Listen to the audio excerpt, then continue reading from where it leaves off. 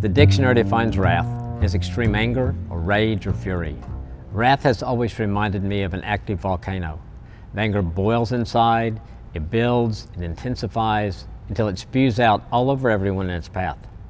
There is destruction, big time destruction. Destruction that sometimes never can be repaired.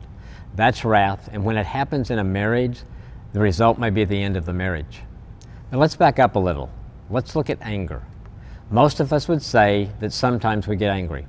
We also know that anger in itself is not a sin. The Bible tells us, in your anger, do not sin. I think that means if I'm angry at Nancy and I need to be careful about how I handle my anger. If I yell at her or do something physical to her, I've sinned. If I ask her to sit down and talk through my anger with me, I've not sinned. See the difference?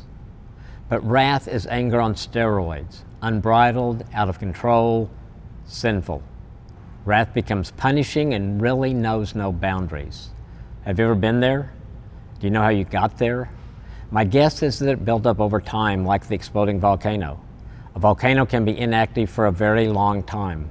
Yet when it is inactive, all the ingredients for an explosion lie beneath that calm surface. As it heats up, things begin to boil and finally they explode. Honestly, that could be any of us. If we let things build, if we don't forgive, if we don't let go, we too can be active volcanoes. So are you harboring anger in your heart? If so, today is the day to deal with it before it gets out of control. The answer for anger is simple on the one hand and extremely difficult on the other. The answer is forgiveness. In my experience, it's the only answer. But some of you are saying, are you kidding? You don't know what they did. And you're right, I don't. But I do know what unforgiveness can do to you.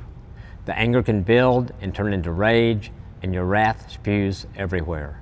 So try this. Take it before God in prayer. He knows everything anyway. Ask Him to guide you through the process of forgiveness. And forgiving might not happen today, or it may happen over time, but it will happen, and you just might have prevented an eruption that destroyed your marriage. What is keeping you from getting on your knees and beginning now?